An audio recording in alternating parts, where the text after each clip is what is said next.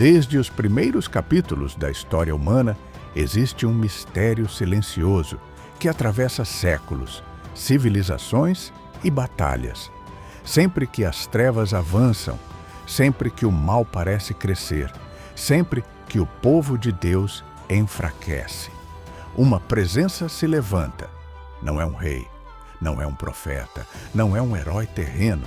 É São Miguel Arcanjo, o príncipe da milícia celeste, o guerreiro que Deus enviou para proteger sua criação e derrotar o mal desde o início dos tempos. Seu nome é um grito de guerra, uma declaração eterna. Micael? Quem como Deus? Esse grito ecoou no céu quando a rebelião dos anjos começou, ecoou na terra em momentos decisivos da história, ecoa na alma dos santos e continua ecoando hoje, no mundo invisível onde nossas batalhas espirituais acontecem. São Miguel não é mito, não é símbolo, não é figura poética. Ele é real, ele age, ele intervém. E suas aparições ao longo da história, da Gruta de Gargano ao Monte de Mont Saint-Michel, do céu sobre Roma aos campos de guerra, revelam o papel único que Deus lhe confiou: defender, proteger e combater onde o mal tenta reinar. Hoje, você não vai apenas ouvir histórias, vai percorrer uma única grande narrativa, a jornada do arcanjo que Deus colocou à frente de seu povo. Desde os primeiros conflitos espirituais até os milagres que continuam acontecendo hoje. Mas antes de entrarmos nessa jornada, peço que, se você ama conteúdos profundos sobre fé católica, espiritualidade e batalha espiritual, curta este vídeo, se inscreva no canal e ative o sininho. Isso ajuda esta mensagem a alcançar ainda mais pessoas. Agora sim, vamos seguir. Para entender por que São Miguel aparece, precisamos entender de onde tudo começou. Antes da criação do universo físico, Deus criou seres espirituais perfeitos, os anjos. A tradição ensina que sua beleza e inteligência eram tão grandes que a criação do homem foi motivo de espanto em toda a corte celestial. Mas entre esses anjos havia um, belíssimo e elevado, chamado Lúcifer, que se deixou seduzir pela própria grandeza. Ele queria ser como Deus. Esse orgulho inflamado foi a semente de toda a batalha espiritual que existe até hoje. E foi nesse momento crítico que um anjo humilde se levantou. Um anjo cuja força não vinha da vaidade, mas da fidelidade, que não se apoiava em si mesmo, mas na verdade divina. Seu grito cortou o céu como um raio. Quem como Deus? E nesse grito nasceu Miguel, o líder dos anjos fiéis, o príncipe das milícias celestes. Essa batalha não ficou no passado. Ela se prolonga ao longo da história da salvação. E por isso, Miguel aparece sempre que o mal cresce, sempre que a humanidade corre perigo, sempre que a fé enfraquece. O combate do céu continua na terra. E Miguel continua sendo o guerreiro desse combate. Desde os primeiros capítulos da Bíblia, o combate espiritual é parte da história humana. E sempre que essa batalha atinge um momento decisivo, Miguel aparece. Em Israel, o povo estava sob opressão, ameaçado por impérios, pressionado pela infidelidade. E Deus revela a Daniel: Miguel, o grande príncipe, defensor do teu povo. Daniel 12, 1. Esse é Miguel, não o anjo mensageiro, não o anjo da revelação, mas o anjo do combate. Séculos depois, João recebe a visão mais profunda do combate espiritual. Houve batalha no céu. Miguel e seus anjos lutaram contra o dragão. Apocalipse 12, 7. Essa não é uma imagem, é uma revelação. O mal não vence. O dragão cai. Miguel permanece. E é essa mesma missão que ele cumpre quando aparece na história humana: derrotar o mal, onde ele tenta reinar. É aqui que a história muda de escala. O que começou no céu se torna visível na terra. Por que Miguel aparece? Por quê? Quando a fé está ameaçada, ele se levanta.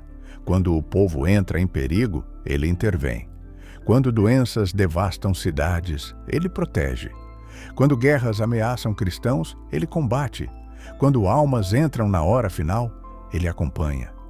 Miguel aparece porque é a ponte entre o combate celeste e a história humana. E o que vemos a seguir são episódios reais, documentados, reconhecidos pela Igreja, onde esse combate se manifestou visivelmente. Em Gargano, no ano de 490 d.C., uma gruta foi escolhida pelo arcanjo. Tudo começa com algo aparentemente simples. Um touro desaparece. Os homens o encontram numa gruta misteriosa. Uma flecha disparada contra o animal retorna e fere o arqueiro. É o primeiro sinal. Aquela gruta não era apenas uma gruta. Dias de oração são convocados. E então, Miguel aparece ao bispo com palavras que mudariam a história da Europa cristã. Eu sou Miguel Arcanjo. Aqui será honrado o Senhor. Este lugar é sagrado e sob a minha proteção. A gruta se torna um santuário vivo. Milagres acontecem. Curas se multiplicam. Peregrinos encontram paz.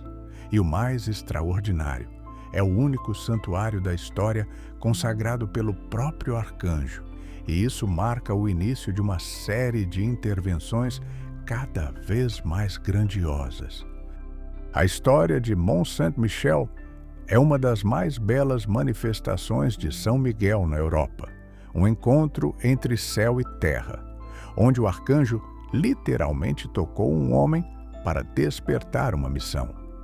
Tudo começou no ano de 708 d.C., na região da Normandia, França. O bispo local, São Aubert, era um homem de fé profunda, prudente e dedicado ao seu povo. Mas nada o preparou para o que estava prestes a acontecer. Certa noite, enquanto dormia, uma luz suave invadiu o quarto. No meio dessa luz, uma voz firme o chamou pelo nome. Era São Miguel Arcanjo. O arcanjo pediu algo que parecia impossível: construir um santuário em sua honra sobre o rochedo isolado de Montombe, uma montanha cercada por marés imprevisíveis, neblina e solidão. Aubert acordou assustado. Duvidou do que ouvira. Achou que fosse apenas um sonho. Mas São Miguel voltou na noite seguinte. A mesma luz, a mesma voz, o mesmo pedido e novamente. Aubert hesitou. Foi só na terceira aparição que o arcanjo deixou claro que não estava pedindo, estava enviando. E para que não restasse dúvida alguma, São Miguel tocou a cabeça de Aubert com o dedo. Esse toque foi literal. Tão literal que, quando encontraram o crânio do santo séculos depois, ele apresentava uma marca profunda, exata, precisa, inexplicável, como se um dedo tivesse pressionado o osso. Uma marca que permanece até hoje no relicário de Avranches. Um testemunho silencioso, mas incontestável, de que o céu realmente visitou aquela terra. A partir daquele momento, Aubert não duvidou mais. Subiu ao rochedo, um lugar que parecia inóspito, deserto, impossível para a construção, e começou a obra. O que nasceu como um pequeno oratório tornou-se, ao longo dos séculos, uma das joias espirituais da cristandade. Mont Saint-Michel, o Monte de São Miguel, um santuário que desafia o tempo, a gravidade e as marés. Mont Saint-Michel não é apenas um monumento, é uma mensagem sobre obediência, quando duvidamos, sobre missão, quando tememos, sobre presença divina, quando o mundo tenta reduzir o espiritual ao simbólico. Roma vivia um dos momentos mais sombrios de sua história. Uma peste violenta devastava a cidade. Ninguém sabia como detê-la. As ruas estavam silenciosas, marcadas pelo medo, pela dor e pela perda. O povo, fragilizado, Buscava ajuda onde podia, mas nenhuma solução humana parecia suficiente. Foi nesse cenário que o Papa São Gregório Magno tomou uma decisão ousada e profundamente espiritual: convocar uma procissão penitencial, levando pelas ruas a imagem da Virgem, pedindo a misericórdia de Deus sobre o povo romano. A procissão avançava lentamente, salmodiando, chorando, suplicando, e à medida que caminhavam, relatos diziam que a peste parecia seguir seu curso, como se nada pudesse detê-la. Mas, quando o cortejo chegou próximo ao mausoléu de Adriano, algo extraordinário aconteceu. O céu, carregado e escuro, abriu-se, e diante dos olhos atônitos do povo, uma figura resplandecente apareceu sobre o topo do monumento. Era São Miguel Arcanjo. Ele não estava em posição de ataque, não brandia a espada contra Roma. Pelo contrário, o arcanjo erguia a espada e lentamente a guardava na bainha. Esse gesto simples, mas de significado imenso, marcou aquele momento como um ponto de virada espiritual, enquanto a espada desaparecia, como se o próprio céu tivesse decretado um cessar. O povo percebeu: a peste estava cessando. Não foi apenas uma visão, e não foi apenas um milagre isolado. Para Roma inteira, aquele gesto se tornou uma mensagem clara. A justiça de Deus tinha sido aplacada, a misericórdia havia vencido, a peste chegava ao fim. Com o tempo, o local onde o arcanjo apareceu ganhou um novo nome: Castelo Sant'Angelo, o Castelo do Santo Anjo. E no topo dele foi erguida uma estátua de São Miguel, lembrando para sempre o dia em que o protetor celeste desceu sobre a cidade e declarou que a morte não teria a última palavra. Para a Igreja, esse milagre não é apenas um episódio histórico. É um lembrete permanente de que Deus envia seus anjos quando a humanidade chega ao limite. A misericórdia triunfa quando o povo se volta ao céu. E São Miguel continua sendo defensor, não apenas de nações, mas de cada alma que clama por proteção. Ao longo da história, em momentos em que a humanidade foi mergulhada em caos, guerras e conflitos que pareciam impossíveis de vencer, um padrão misterioso se repetiu. Homens e mulheres testemunharam, de maneiras diferentes, a presença silenciosa e decisiva de São Miguel Arcanjo nos campos de batalha. Não como um general terreno, nem como uma figura simbólica, mas como um protetor real, enviado por Deus quando o perigo ultrapassava as forças humanas. Uma das tradições mais antigas relata que, ainda nos primeiros séculos do cristianismo, soldados que lutavam para defender cidade sitiada perceberam luzes e movimentos sobre as muralhas, sinais que não conseguiam explicar. E quando perguntavam aos cristãos, a resposta era sempre a mesma: é São Miguel, o defensor do povo de Deus. Com o passar dos séculos, testemunhos mais claros surgiram. Durante invasões, quando a derrota parecia inevitável, guerreiros afirmavam ter visto uma figura luminosa pairando sobre as tropas, como se conduzisse a defesa com autoridade e poder. Para muitos, poderia ser apenas imaginação, mas a fé da Igreja conserva algo mais profundo. São Miguel não luta por nações, e sim por almas.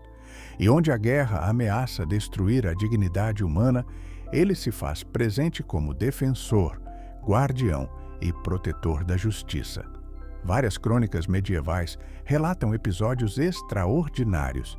Em batalhas decisivas, soldados diziam sentir uma força que não vinha deles, como se o medo desaparecesse, e por alguns instantes a coragem tomasse o lugar da desesperança. Outros afirmavam ter visto um jovem guerreiro que surgia no momento mais crítico, guiando a resistência como alguém que conhecia o resultado antes do confronto. E mesmo fora dos campos de batalha, em tempos de crises sociais, pestes, desastres ou ataques espirituais, o papel de São Miguel se tornava ainda mais evidente. Os cristãos começaram a compreender algo fundamental. A batalha espiritual é maior que qualquer guerra humana, e o arcanjo, comandante dos exércitos celestes, combate onde o inimigo tenta destruir vidas, seja pela espada, pelo medo ou pelo pecado. Por isso, em diversas regiões do mundo, soldados e civis passaram a invocar São Miguel antes das batalhas, não para pedir vitória, mas para pedir proteção da alma, discernimento, coragem e firmeza diante do mal. Com o tempo, essa devoção cresceu tanto que exércitos inteiros passaram a carregar o nome e a imagem do arcanjo em seus estandartes, não como superstição, mas como reconhecimento de que ninguém luta sozinho. Entre todos os relatos sobre São Miguel, talvez os mais impressionantes não sejam aqueles ligados a guerras, pestes ou aparições públicas, mas aqueles vividos no segredo da alma, porque ao longo da história da Igreja, diversos santos testemunharam algo surpreendente. São Miguel não aparece apenas em grandes acontecimentos. Ele acompanha almas individualmente, com delicadeza, força e atenção de um verdadeiro guardião. Santos como Padre Pio, São Francisco de Assis, Santa Francisca Romana e Santa Faustina falaram de uma presença angélica constante, muitas vezes silenciosa, mas profundamente real. E em muitos desses testemunhos, São Miguel surge não como uma figura distante, mas como alguém que participa ativamente da caminhada espiritual.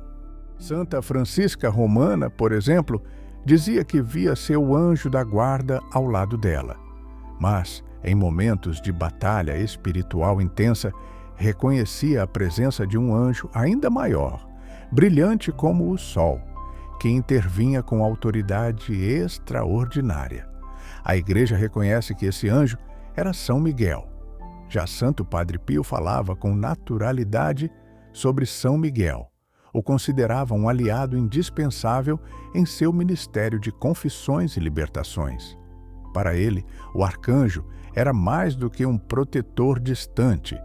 Era um companheiro de luta, um guerreiro presente nas batalhas invisíveis travadas pelas almas que buscavam a graça.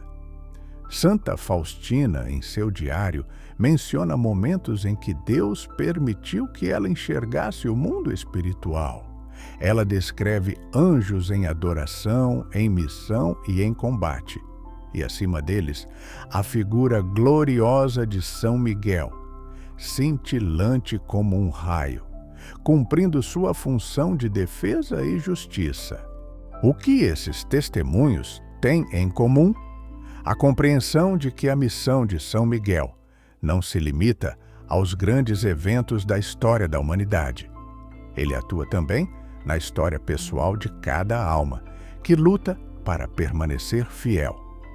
Quando um cristão enfrenta tentações profundas, quando passa por provações intensas, quando luta para abandonar o pecado ou resistir ao mal, a tradição espiritual ensina que São Miguel se aproxima como defensor, não substituindo a liberdade humana, mas fortalecendo-a, não decidindo em nosso lugar, mas nos ajudando a decidir com coragem.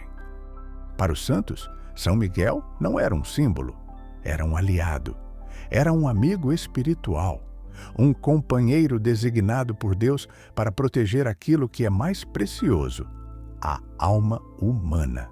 Por isso, a Igreja conserva com tanto carinho a oração a São Miguel, não como devoção opcional, mas como um pedido de auxílio numa batalha que nenhum de nós enxerga plenamente, mas todos sentimos.